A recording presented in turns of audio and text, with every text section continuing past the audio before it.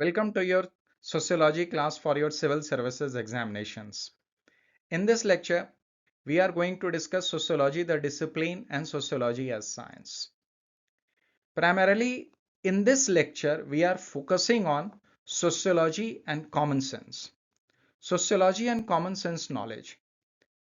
Any question which comes to you in the format of sociology, common sense, and knowledge, you'd be able to respond to those questions by going through this lecture.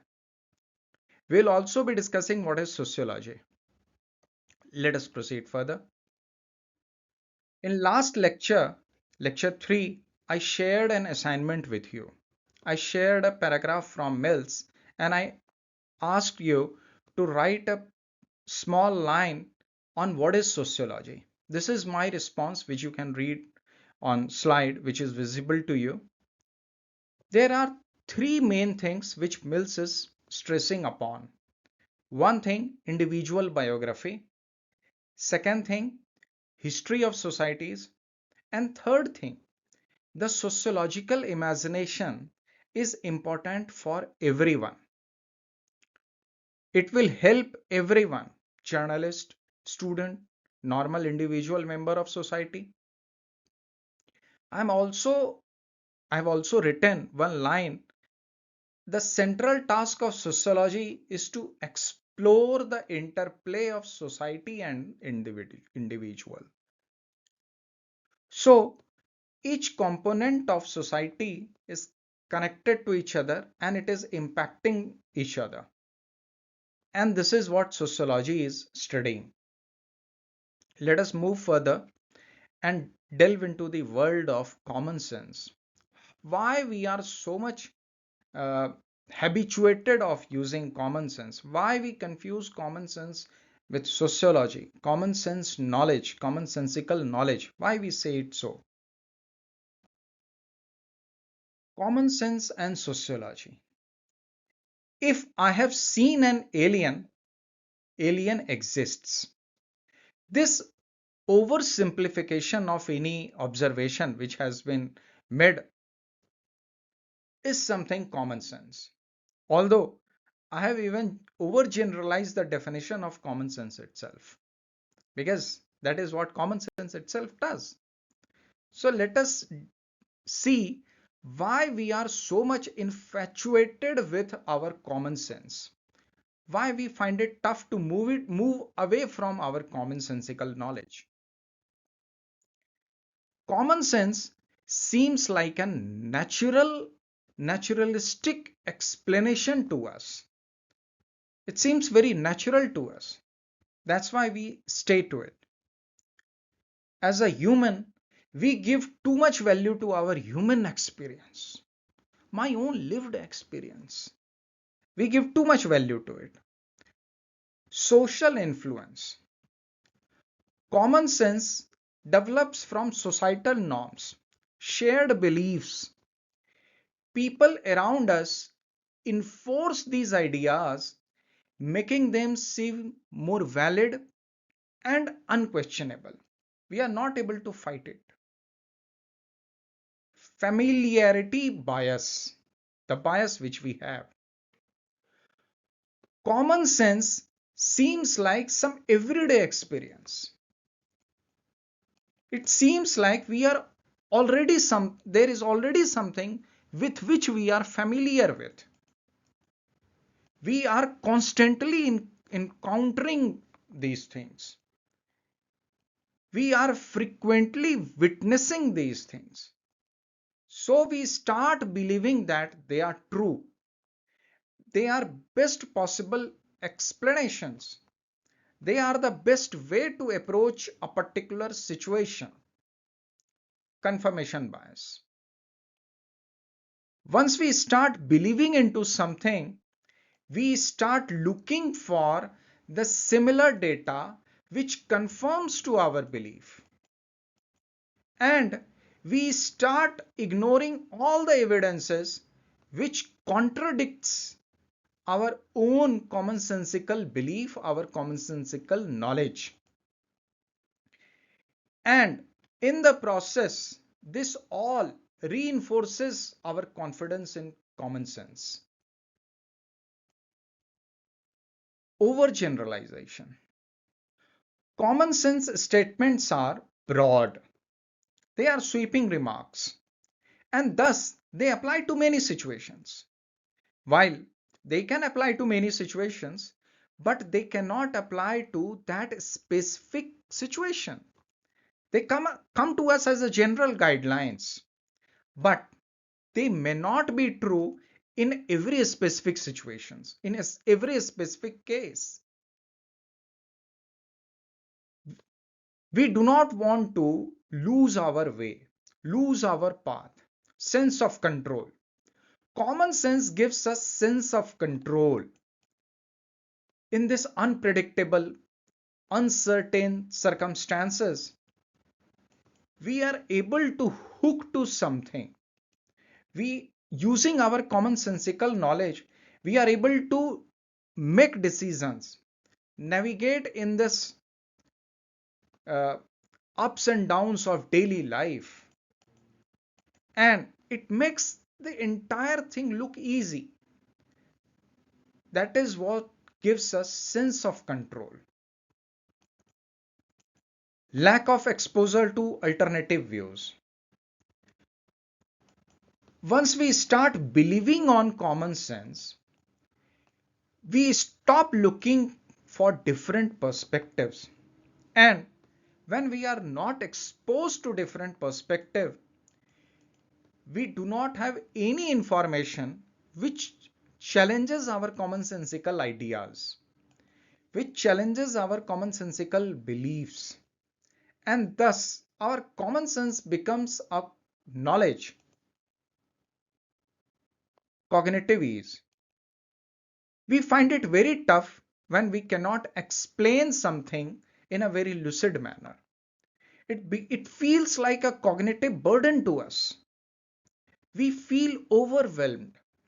That's why we always resort to something which is very simplistic in explanation, and that is common sense. These are the reasons we always stick to our commonsensical beliefs. We treat common sense as some knowledge.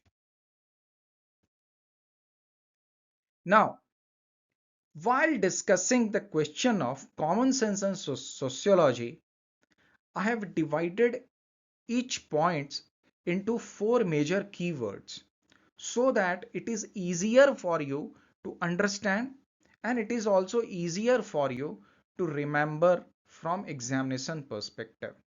So first I will read out the paragraphs which I have selected from several places. I'll read it out for you. You can also read it on your screen. Sociology, unlike common sense, makes an effort to subordinate itself to the rigorous rules of responsible speech, which is assumed to be an attribute of science.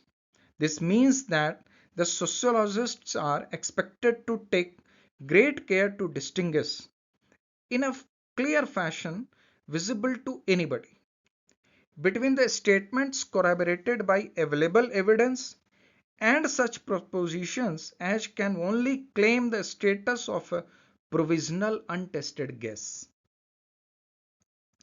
You can read it.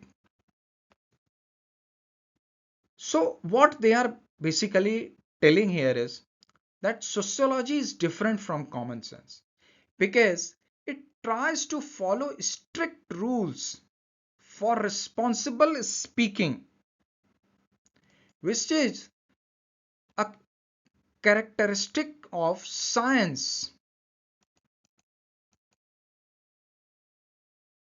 This means that sociologists are expected to be very careful in showing the difference between statements that are supported by evidence and the ideas that are only guesses, like common sense, and which have not been tested yet.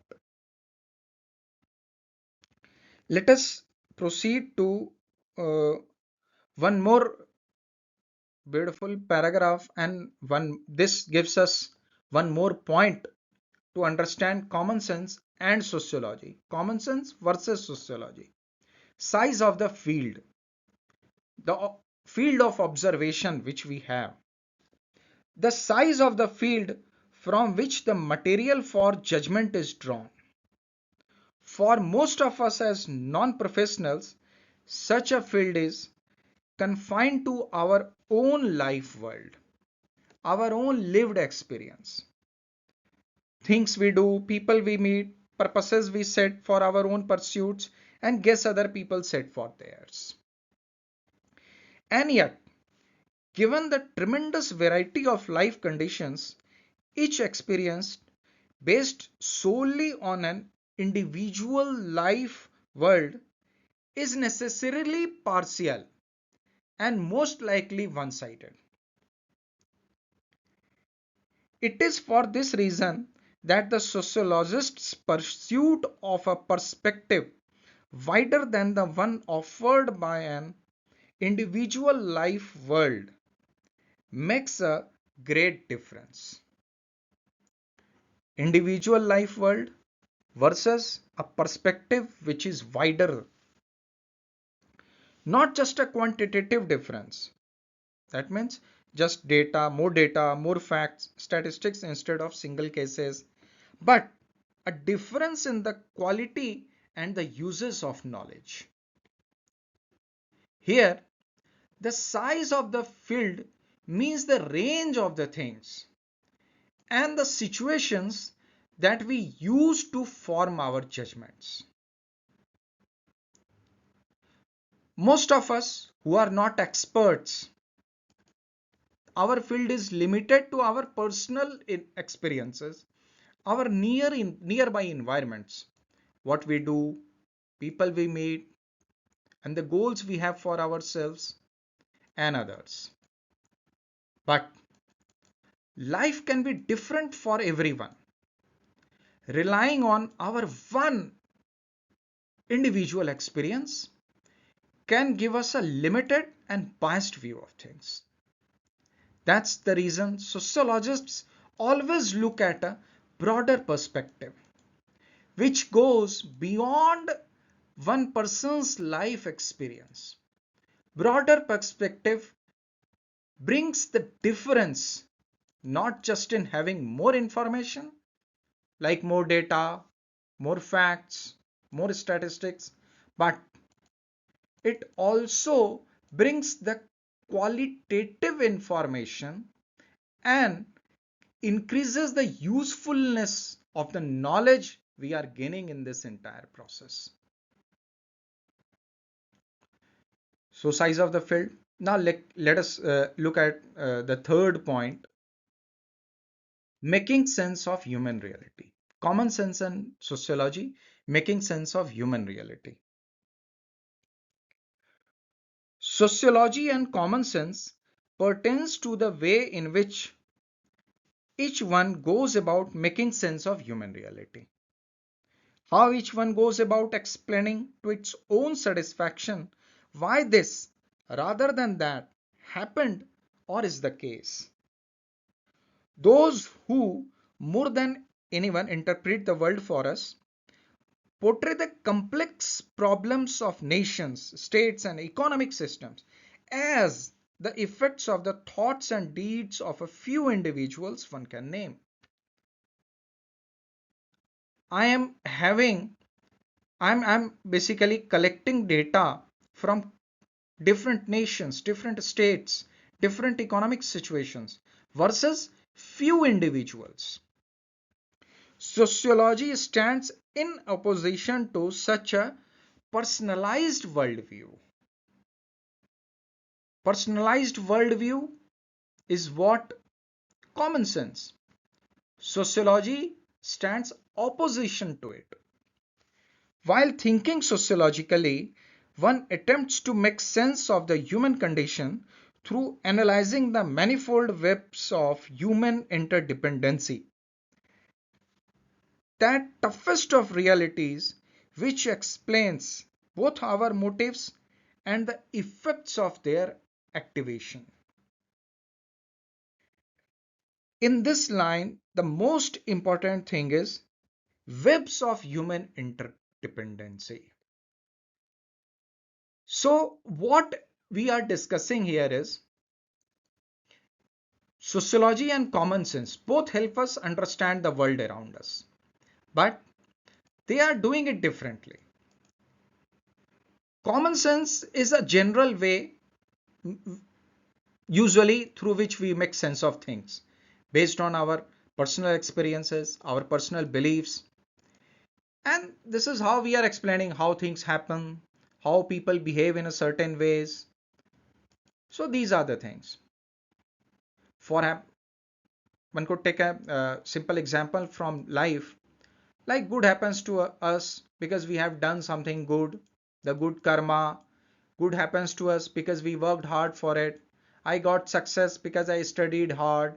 My life is good because during since my school times and university days, I work hard, I study with all dedication and passion. Whereas sociology looks at the bigger picture. It tries to understand the human reality by studying how people are connected to each other, how their actions affect each other, instead of just focusing on individual thoughts and deeds. Sociology looks at the complex interrelationships between individuals, groups, and entire societies.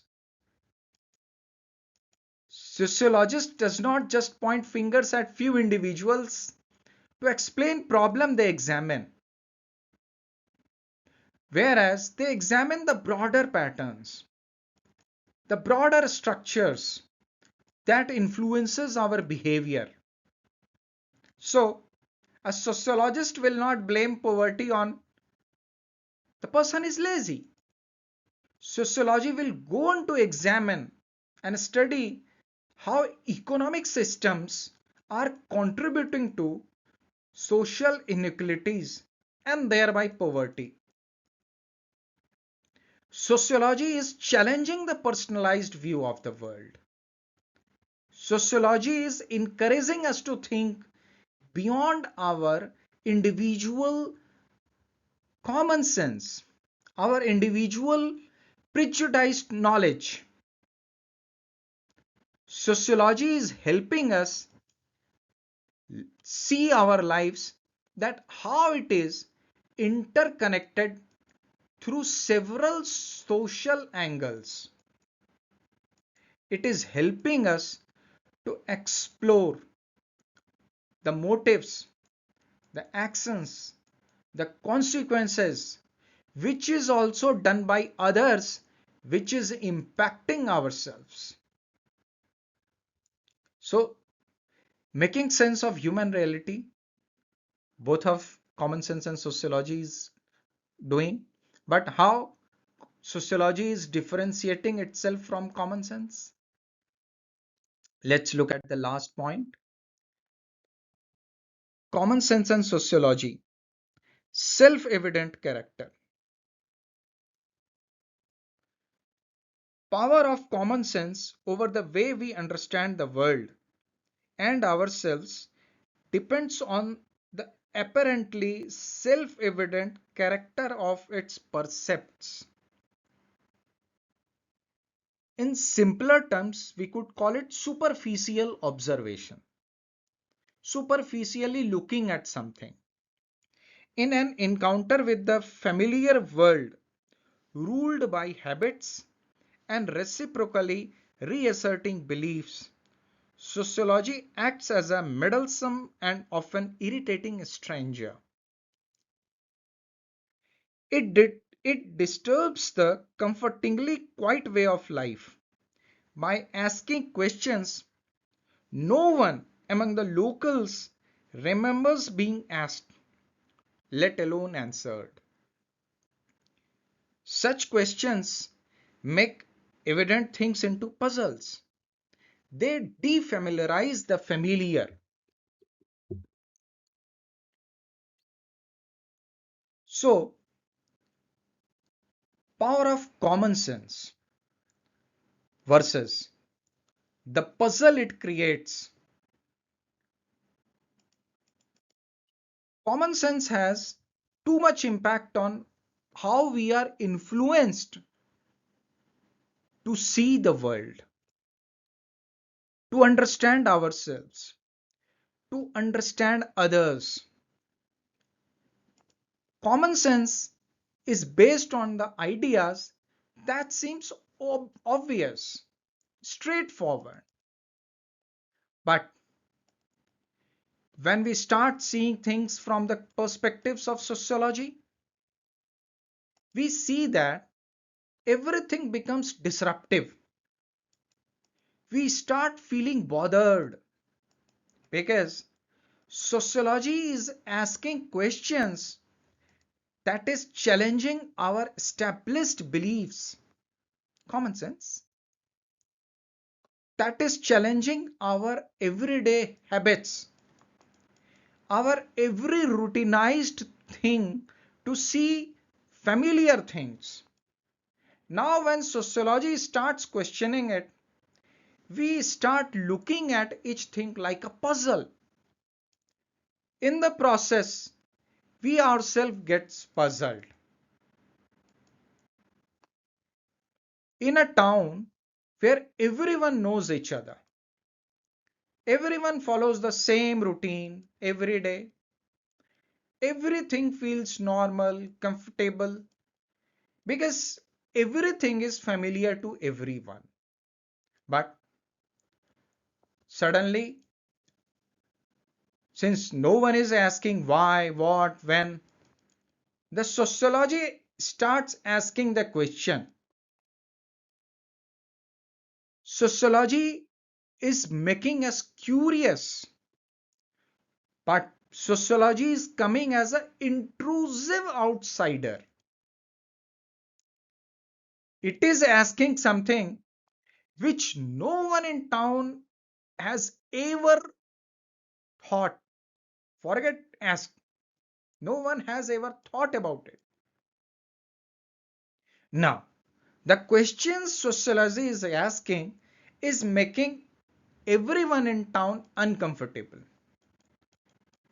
They have now started seeing their everyday life in a very puzzled manner. The same everyday things starts feeling like a puzzle to them.